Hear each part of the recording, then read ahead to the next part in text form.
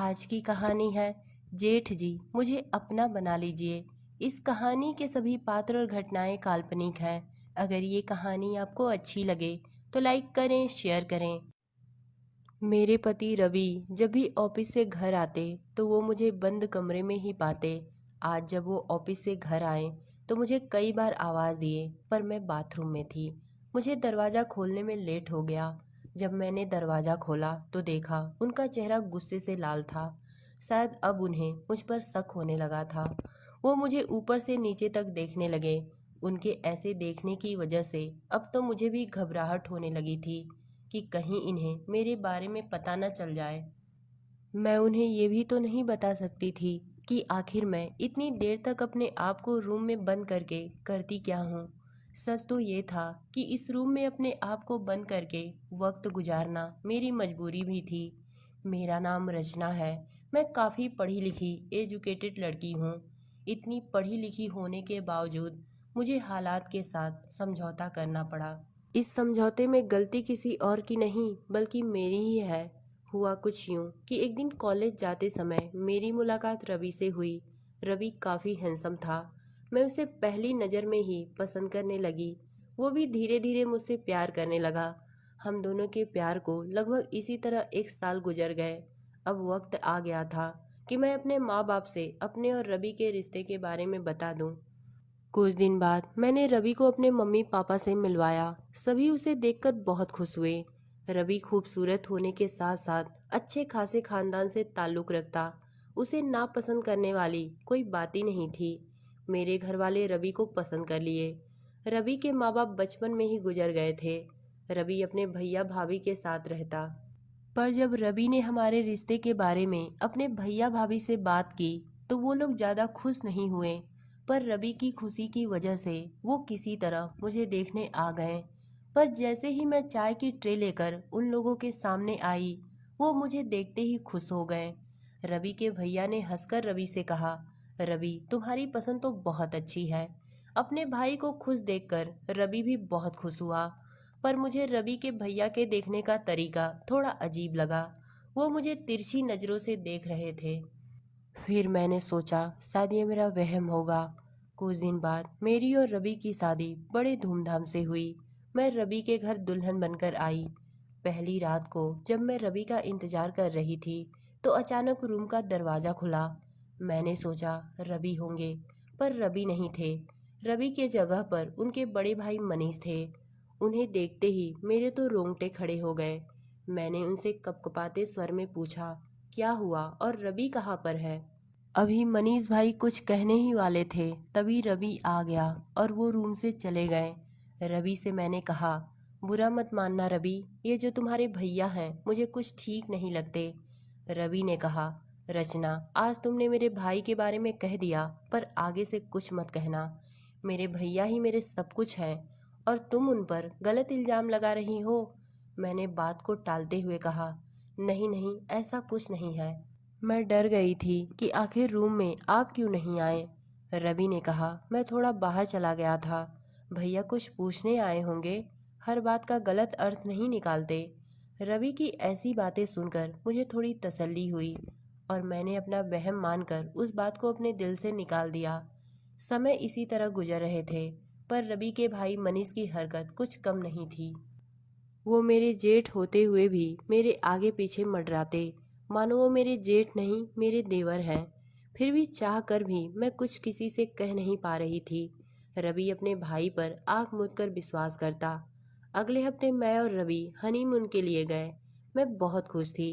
अभी हम दोनों ने 1 से 2 दिन ही इंजॉय किया कि रवि के भाई का फ़ोन आ गया कि रवि जल्दी से घर आ जाओ, बिजनेस के सिलसिले में कहीं बाहर जाना है। अगले दिन मैं और रवि जल्दी से घर आ गए। रवि बिजनेस के सिलसिले में अकेले ही जाने वाला था। मैं रवि से बात करके अपने मायके चली आई। मायके आने के बाद मुझे थोड़ा सुकून मिला, क्योंकि रवि के भैया की हरकत से मुझे मेरा ससुराल किसी कैद खाने से कम नहीं लगता। क्योंकि रवि के भैया आंखें फाड़ फाड़ कर मुझे ही देखते, जो कि मुझे बिल्कुल अच्छा नहीं लगता। 2-4 दिन में रवि घर आ गए। रवि के आने के बाद मैं भी मायके से आ गई। एक दिन की बात है, रवि और उनके बड़े भैया मनीष दोनों साथ ही में ऑफिस गए। रवि के भैया यानी मनीष के ऑफिस जाने की वजह से मैं बहुत खुश थी। घर में बहुत ही सुकून मिल रहा था। नहीं तो जब से मैं आई थी तब से रवि के भैया मनीष कोई न कोई बहाना कर घर पर ही रुक जाते कि उनकी तबीयत ठीक नहीं है। पर उस दिन रवि के भैया यानी मेरे जेठ जी रवि के साथ ऑफिस चले गए तो मैंने अपने घर में बहुत सुकून महसूस किया। और उस दिन मैंने अपने रूम का दरवाज़ा नहीं बंद किया और सुकून से अपने रूम में सो गई। पर जब मेरी आंखें खुली तो मैंने देखा मेरे बिस्तर पर मेरे जेठ बैठे हुए थे। उन्हें देखते ही मैं अचानक उठ खड़ी हुई और हिचकिचाते हुए उनसे पूछी, आप कब आए और यहाँ क्या कर रहे हैं? उन्होंने कहा, क्यों, मैं नहीं आ सकता तुम्हारे रूम में? मैंने कहा, नहीं, आप नहीं आ सकते। उन्होंने बड़े अजीब अंदाज में मुझसे कहा, क्यों नहीं आ सकता? आज तो मैं तुम्हें अपना बनाकर ही दम लूंगा। मनीष की ऐसी बातें सुनकर मैं तेज तेज चिल्लाने लगी। उसने कहा, जितना भी चिल्लाना है चिल्ला लो, तुम्हारी आवाज़ कोई सुनने वाला नहीं। तुम्हारी भाभी अपनी किसी सहेली से मिलने गई, मैंने ही तो उन्हें छोड़ा है। तुम्हारी भाभी को लगता होगा कि मैं ऑफिस गया, रवि को लगता होगा कि मैं तुम्हारी भाभी को छोड़ने गया, पर मैं हूँ तुम्हारे पास, जिस वजह से किसी को शक भी नहीं होगा। इस सातिर इंसान की ऐसी बातें सुनकर तो मैं बस सोच में पड़ गई थी कि अब करूं तो क्या करूं, कैसे बचूं। अभी मैं बस यही सोच रही थी, तभी दरवाजे पर एक दस्तक हुई।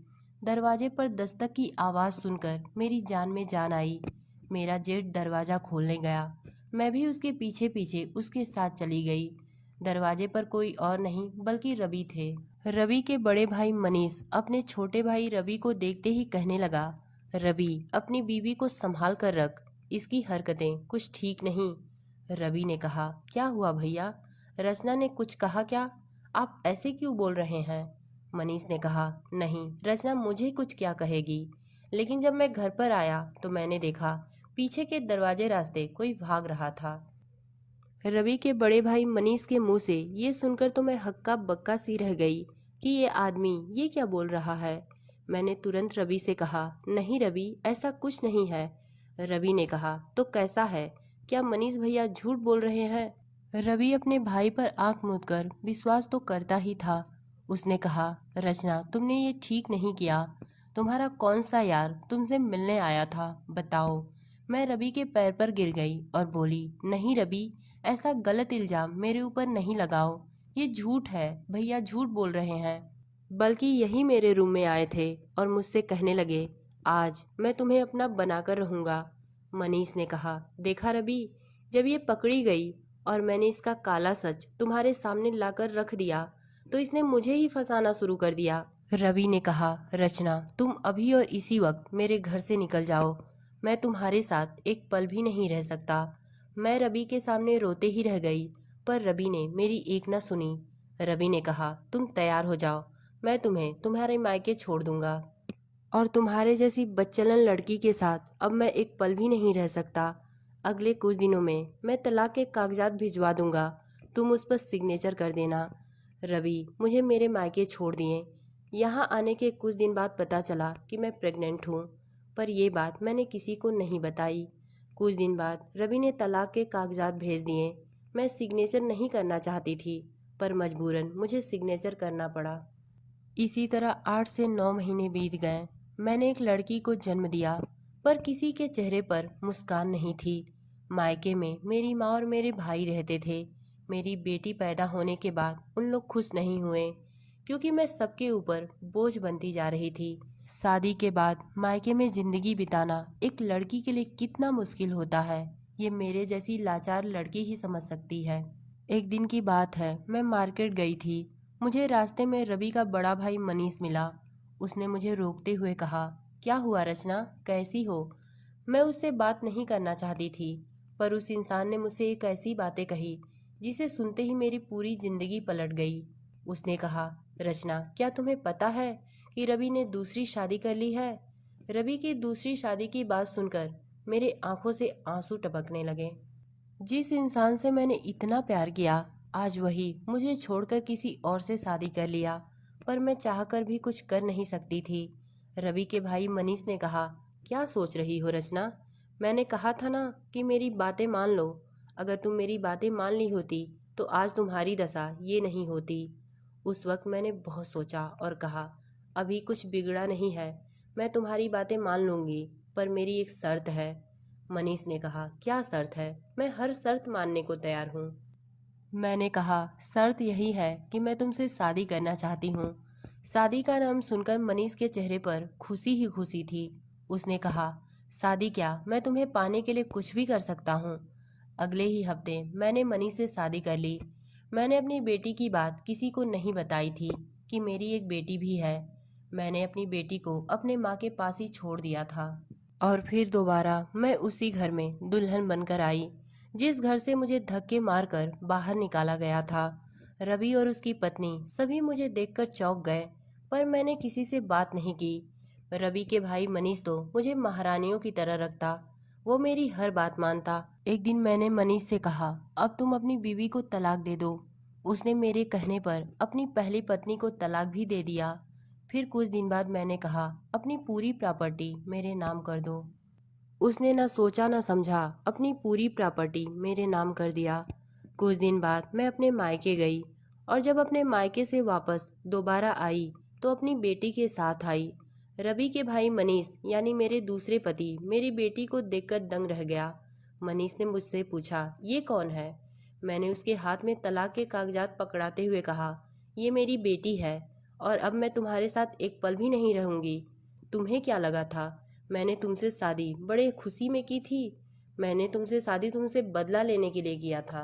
अब मुझे तुमसे तलाक चाहिए। मैंने सिग्नेचर कर दिए हैं, अब तुम्हारे सिग्नेचर बाकी हैं। मनीष मेरे पैर पर गिर गया और गिड़गिड़ाने लगा और कहने लगा, ऐसा मत करो रचना, मेरी तो जिंदगी ही खराब हो गई। मनीष को तड़पता देखकर मुझे बहुत सुकून मिल रहा था। जिस दिन रवि ने मुझसे तलाक लिया और घर से निकाला, मैं भी सबके सामने बहुत गिड़गिड़ाई थी, पर मेरी किसी ने एक न सुनी। मैंने मनीष से कहा, मनीष मैं जा रही हूँ, तुम सिग्नेचर कर पेपर्स मेरे मायके भिजवा देना। रवि भी वहीं पर खड़ा ये सारी बातें सुन रहा था। शायद उसे अपनी गलती का एहसास हो गया था। मैंने रवि से कहा, रवि ये जो मेरी बेटी है ये तुम्हारी और मेरी बेटी है, पर मैं अपनी बेटी पर तुम दोनों का साया भी पड़ने नहीं दूंगी। मैं जा रही हूँ। यही कहकर मैं वापस अपने मायके चली आई। मेरे पास आज सब कुछ था, मेरी बेटी के पालन पोषण के लिए धन दौलत शोहरत, और मुझे यही चाहिए भी था। और ये सब करना मेरी मजबूरी भी थी, क्योंकि मेरे सामने मेरी नन्ही सी जान जो थी, और इस नन्ही सी जान के सर से पिता का साया उस मनीष नाम के इंसान ने छीना था। मनीष के साथ साथ रवि ने भी मेरे साथ बहुत गलत किया, क्योंकि अपने धोखेबाज भाई के कहने पर उसने एक बार भी इस बात को जानने की कोशिश नहीं की कि क्या सही है और क्या गलत है, और तुरंत तलाक दे दिया। मेरे साथ तो धोखा हुआ ही, और साथ में मेरी फूसी बच्ची के साथ भी बहुत गलत हुआ। और अपनी बेटी की परवरिश के लिए ये सब करना मेरे लिए बहुत ज़रूरी था। आज मैं अपनी बेटी के साथ रहती हूँ और बहुत खुश भी हूँ, और मैं ये पूरी कोशिश करती हूँ कि उसे अपने बाप की कमी कभी महसूस ना हो। मैं सिंगल मदर जरूर हूँ, पर मैं अपनी बेटी को माँ और बाप दोनों का प्यार देने की कोशिश करती हूँ। दोस्तों, रचना के साथ तो बहुत गलत हुआ था, पर ये तो बस एक कहानी है। पर हमारे समाज में कुछ लोग ऐसे हैं जो बिना सोचे समझे दूसरों के बहकावे में आकर अपना हंसता खेलता परिवार बेवजह बर्बाद कर देते हैं। तो दोस्तों, ये कहानी आपको कैसी लगी कमेंट्स में बताइएगा। धन्यवाद।